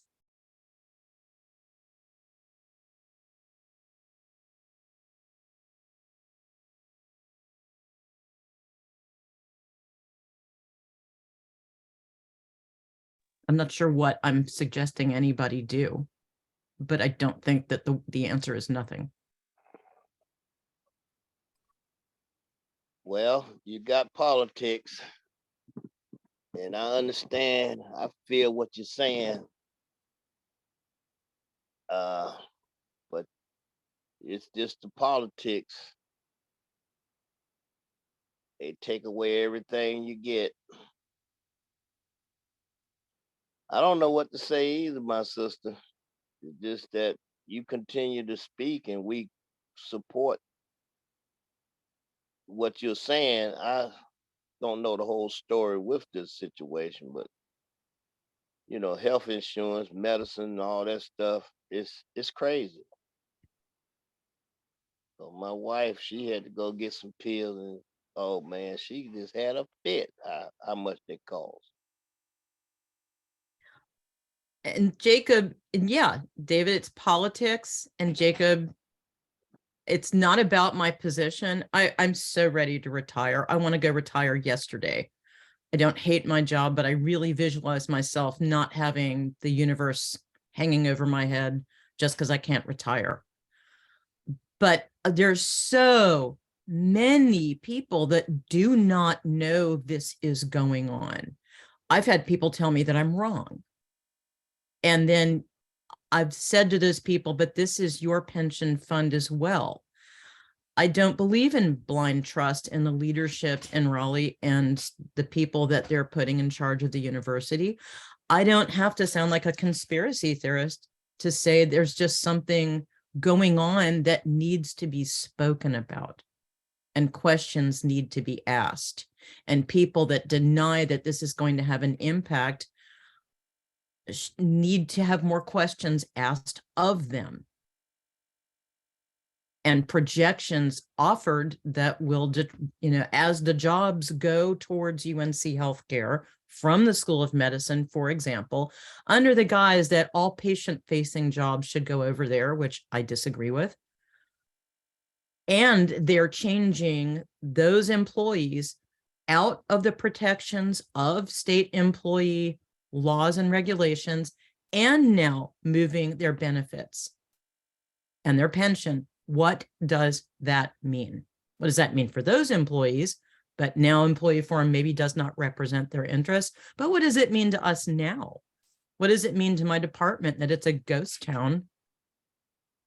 Is, I guess, my row to hoe and my department's problem. But what does it mean systematically and systemically for everybody that the university is being shrunk?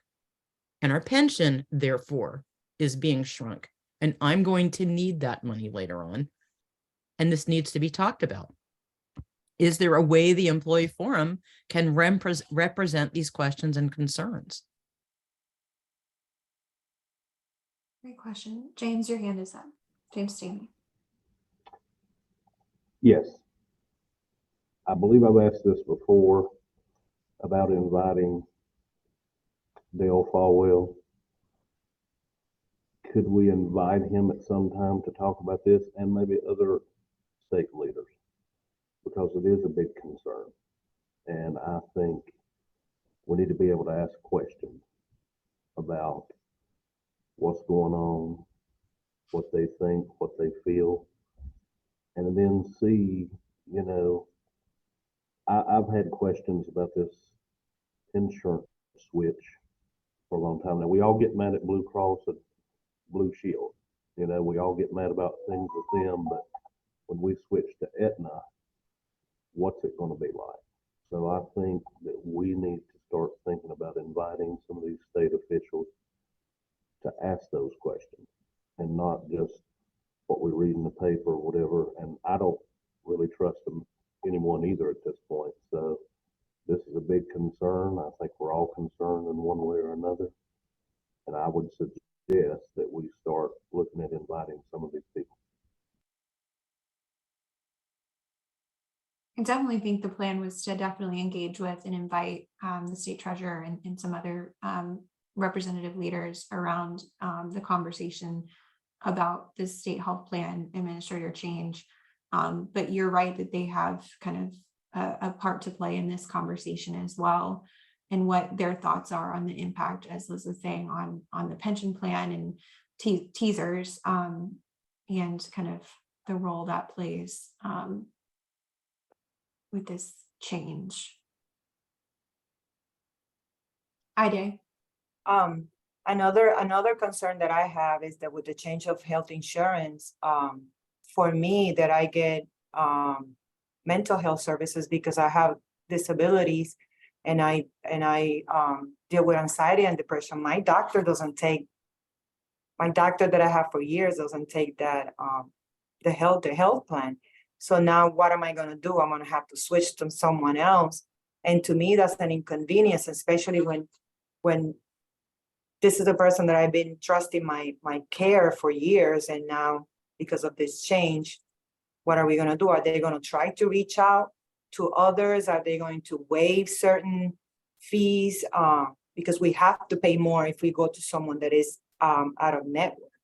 Does that make sense?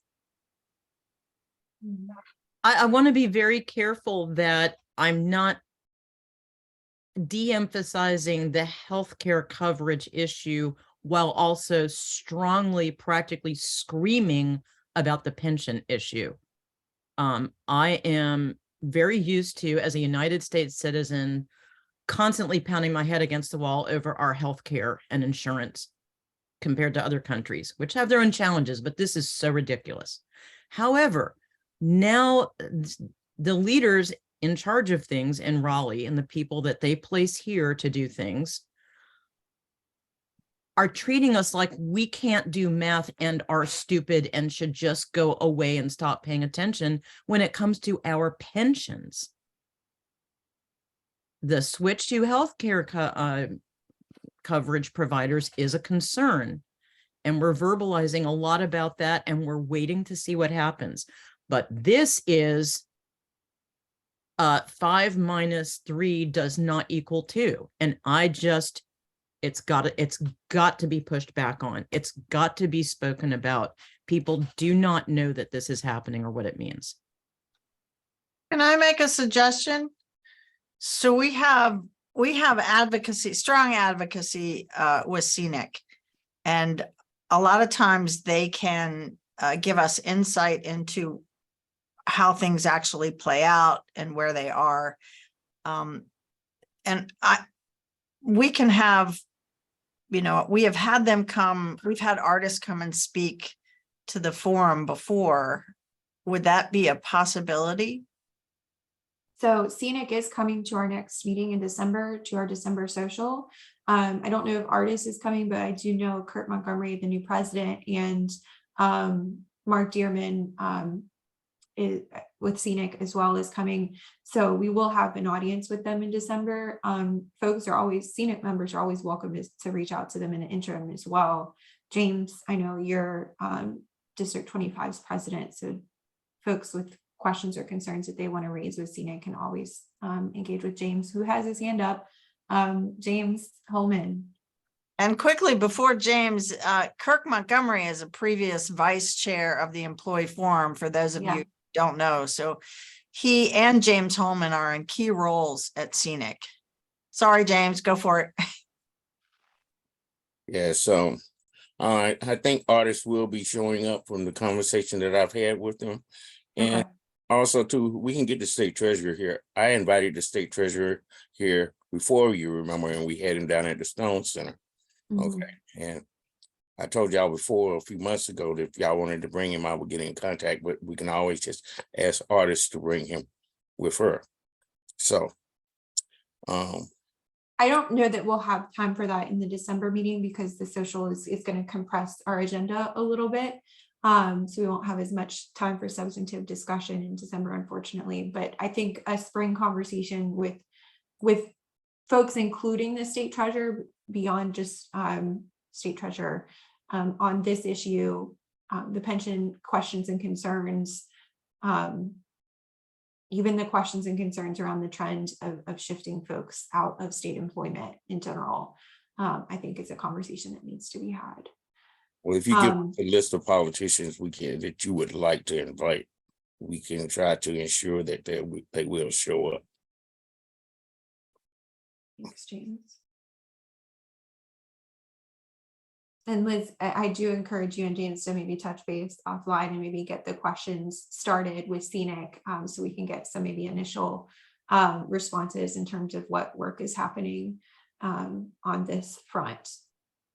Yeah, matter of fact, if y'all just email me some questions and I'll send it to Scenic and see if I can get a response for you. Okay. Great. And for those kind of asking about kind of the lines between us and kind of state level advocacy, I would say that there's not just Scenic who helps kind of advocate for staff and lobbies for staff with the legislature, but we also have, like I said, the staff assembly that is all 17 UNC system schools that advocate to President Peter Hans and the Board of Governors on behalf of staff. So if there's questions and concerns, we can always raise this to Shana if we want to pass some sort of proclamation or statement along these lines about our concern with some of these shifts and changes and the impacts it could potentially have on teasers and really even just other impacts beyond the pension plan. We're glad to do that. Maybe I'd hate to assign things, but personnel issues might be a great place to take this up and maybe draft something around a proclamation that could get floated up to staff assembly level, because this is a state level issue and concern, because it's also happening at ECU from my understanding of the article. So yeah, what's behind the move is the transparency issue is a big part of what we would need to raise our voices about and ask for more clarity and understanding of the why. Okay. Any other discussion, thoughts on this front? Again, thanks to our delegates for bringing up this conversation and starting the back and forth via email. Glad to start all of these conversations and continue advocating for staff. Even if they're not technically going to be under our delegation anymore, I still think it's important that we advocate for UNC healthcare folks as well, because the impact will trickle down to UNC-Chapel Hill employees as well. All right. So that does it for new business. Final things, announcements. Vice Chancellor's representative meeting is this coming, not tomorrow, but Thursday, November 9th from 2 to 3 p.m. via Zoom. I think the deadline to submit questions via that Qualtrics that Matt sent out is tomorrow by 2. I want to say 2. I don't know if that's right or not, but make sure if you have questions that you want to bring forward to the Vice Chancellor meeting that you submit the Qualtrics. And then we're going to close out with our It Takes a Village, our opportunity for everyone to kind of share highlights from your area, kudos, things that are going well, and really just an opportunity to kind of close out our meeting with some positivity. So opening up the floor for that before we close. All the managers at the Kittner Eye Center yesterday came dressed up as Skittles. Yay, Halloween.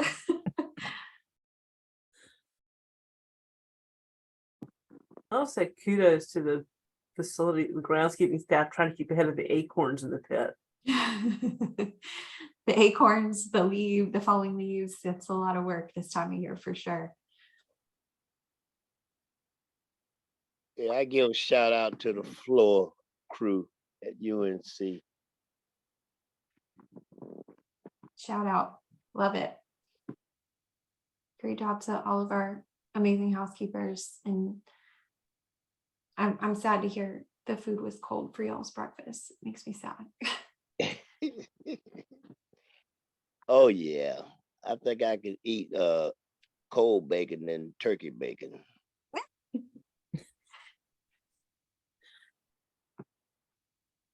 They're not employees of the university, but shout out to the bus drivers.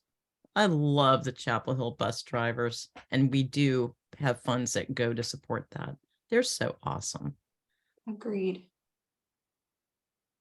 I would also like to give a shout out to our energy employees, so the people making sure that it's hot and or cold, and that you have the lights on, all that good stuff around the campus. There are a boatload of vacancies, and so I know so many of them are working extra buildings, extra routes, all that kind of stuff, and they're doing an amazing job. Agreed. Anybody else? A huge kudos and thank you to this body for all of the work you continue to do. This is a group effort. All of the work the Employee Forum does, really from a committee level, it's so empowering to see, and I'm so thankful for each and every one of you. We couldn't do this without all of y'all, so thank you. Do I hear a motion to adjourn? This is Teresa. Make a motion to adjourn. Okay, I second. Okay, I'm going to do this by acclamation. Any opposed to adjournment today?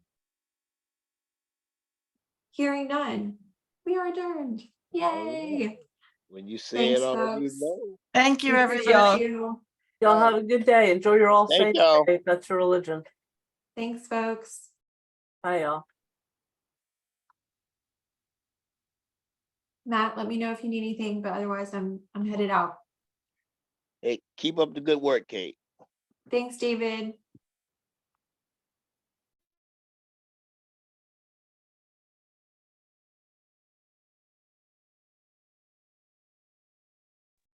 Okay, folks, in about 30 seconds, I'm gonna close down the meeting. So,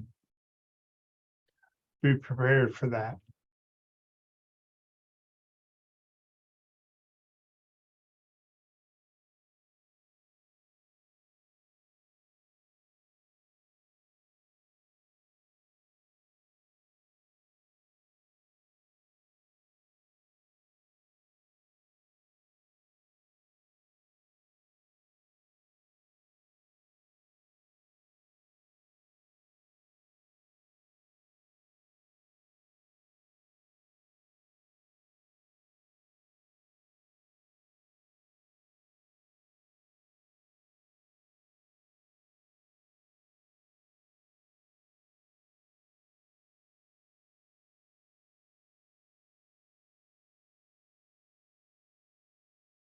Okay, y'all, I'm gonna close down the meeting. I hope everyone has a good day.